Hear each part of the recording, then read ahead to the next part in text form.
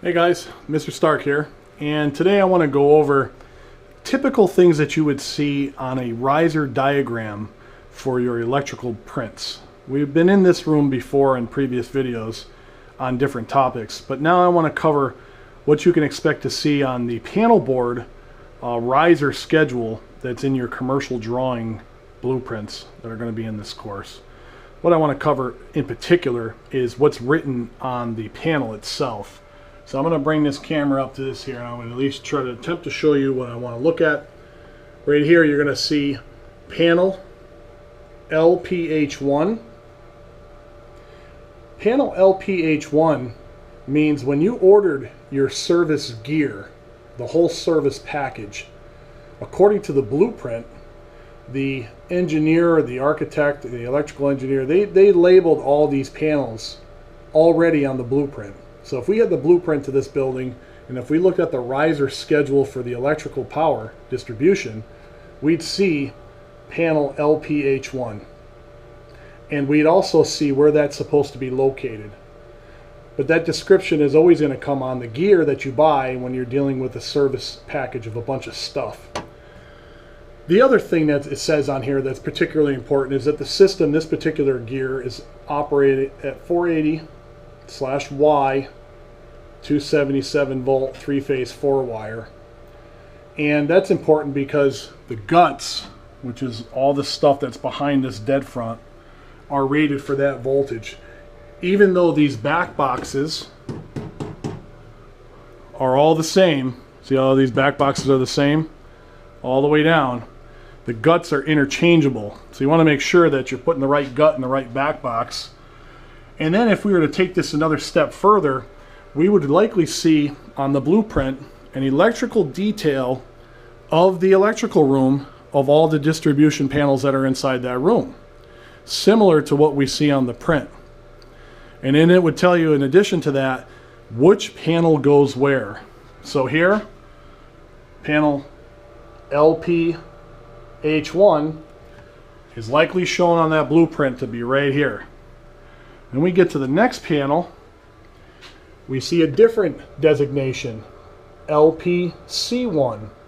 On the blueprint, if you were to look in the electrical room for this building, you'd see a panel LPC1, and of course they then marked it on the outside of the panel when they were finished. This is important because all of those circuits that are listed on the blueprint, let's just take for an example, circuit 1, circuit 3, circuit 5, or anything within this panel, on that blueprint it'll say circuit, let's just say 5, then has to go back to panel board LPC1.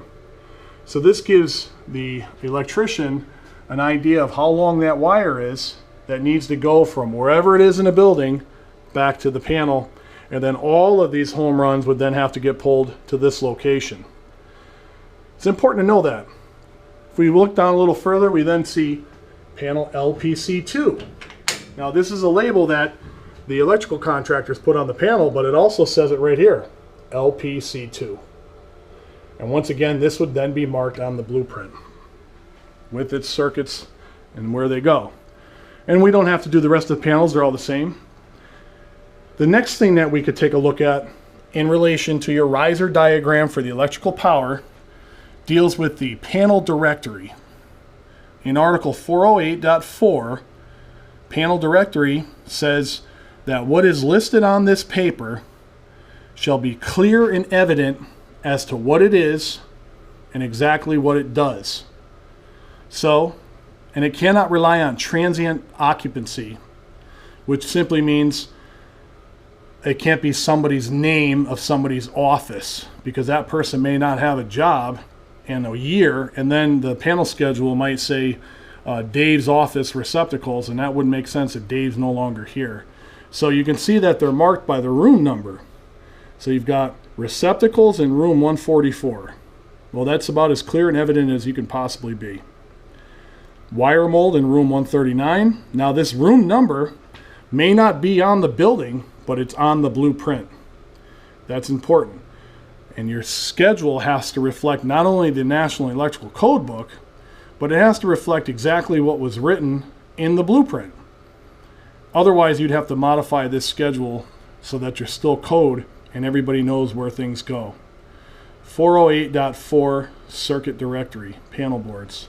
So to kind of sum this video up really in a nutshell, this has to deal with mostly your power distribution of your riser for your blueprint, and I would see several panels on that riser diagram. Similar to the blueprints that you're going to be looking at in the commercial drawing on your online PDFs, there are several panels in that building, and they're all on one page in a blueprint. And each panel tells you what each circuit does. And each circuit tells you where it's supposed to go back to which panel. The hard part for you guys in the field when you get out there is sometimes all these panels aren't in the same room. On the commercial drawing prints, the panels are located in different spaces because one panel might control the bakery, another panel might control a beauty salon, another panel might control a drugstore if it's a tenant fit up with a bunch of different spaces. So you got to know where you're going with your wires. You got to get your home runs pulled appropriately. And on the next one of the videos you'll see is exactly how to find the circuit number and the panel name so that you can figure out where to pull those runs back.